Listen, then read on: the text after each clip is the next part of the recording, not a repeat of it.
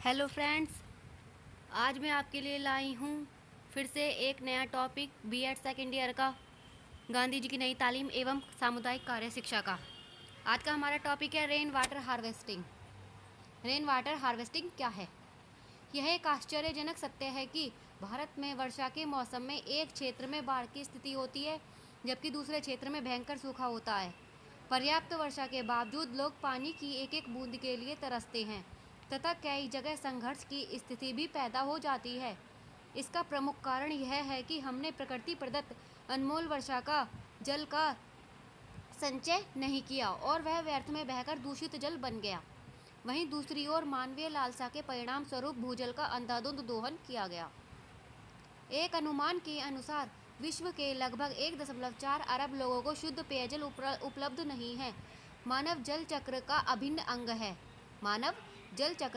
अंग है। अतः हमारा दायित्व है कि हम वर्षा जल का संरक्षण करें तथा प्राकृतिक जल स्रोतों को प्रदूषण से बचाएं और किसी भी कीमत पर पानी को बर्बाद ना होने दें। जल संकट को लेकर पूरा विश्व समुदाय चिंतित है। जल संकट को लेकर हमें हाथ पर हाथ। एक अनुमान के अनुसार विश्व के लगभग 1.4 अरब लोगों को शुद्ध पेयजल उपलब्ध नहीं है। मानव जल चक्र का अभिन्न अंग है। अतः हमारा दायित्व है कि हम वर्षा जल का संरक्षण करें और प्राकृतिक जल स्रोतों को प्रदूषण से बचाएं और किसी भी कीमत पर पानी को बर्बाद न होने दें। जल संकट को लेकर पूरा विश्व समुदाय चिंतित है। जल संकट को लेकर हमें हाथ पर हाथ धरकर नहीं बैठ जाना चाहिए। इससे निपटना जरूरी है, तभी हमारा आज और कल सुरक्षित रहेगा। इसके लिए कई वैज्ञानिक तरीके हैं, जिनमें सबसे कारगर तरीका है रेन वाटर हार्वेस्टिंग, अर्थात वर्षा जल का संचय एवं संग्रह करके इसका समुचित प्रबंधन एवं आवश्यकतानुसार आपूर्ति।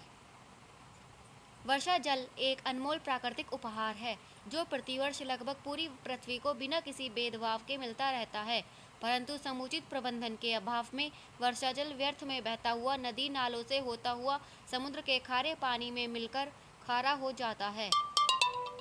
अतः वर्तमान जल संकट को दूर करने के लिए वर्षा जल संचय ही एकमात्र विकल्प है। हमारे देश में प्राचीन काल से ही जल संचय की परंपरा थी तथा वर्षा जल का संग्रहण करने के लिए लोग प्रयास करते थे। इसलिए कुएं, बावड़ी, तालाब, नदियां आदि पानी से भरे रहते थे, परंतु मानवीय उपेक्षा, लापरवाही, औद्योगिकरण तथा नगरीकरण के कारण यह जल स्रोत मृत प्राय हो गए। कई जल स्रोत तो कचरे के गड्ढे के रूप में बदल गए। वर्षा जल संरक्षण का इतिहास काफी पुराना है। विश्व विरासत में सम्मिलित जॉर्डन के पेट्रा में की गई पुरातात्विक खुदाई में ईसा पूर्व 7वीं सदी में बनाए गए ऐसे हौज निकले जिनका इस्तेमाल वर्षा जल को एकत्र करने में किया जाता था।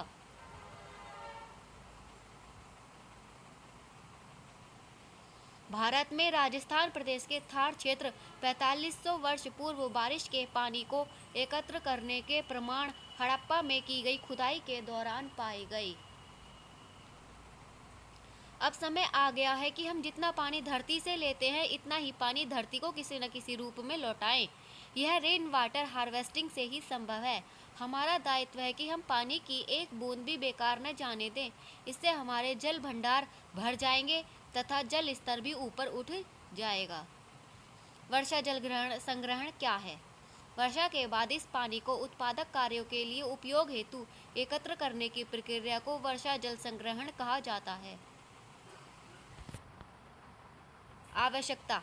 आज उत्तम गुणवत्ता वाले पानी की कमी चिंता का कारण बन चुकी है। यद्यपि शुद्ध और अच्छी गुणवत्ता वाला वर्षा जल शीघ्र ही बह जाता है, परंतु यदि इसे एकत्र किया जाए तो जल संकट पर नियंत्रण पाया जा सकता है। वर्तमान जल संकट को देखते हुए यही एकमात्र विकल्प बचा है जिसके द्वारा हम जल संकट का समाधान प्राप्त कर सकते हैं। उपयोग। इसके उपयोग क्या हैं? बर्तनों की साफ सफाई, कपड़े धोना, सिंचाई के लिए, मवेशियों के पीने नहाने आदि के लिए, शौच आदि कार्यों के लिए। इसके लाभ।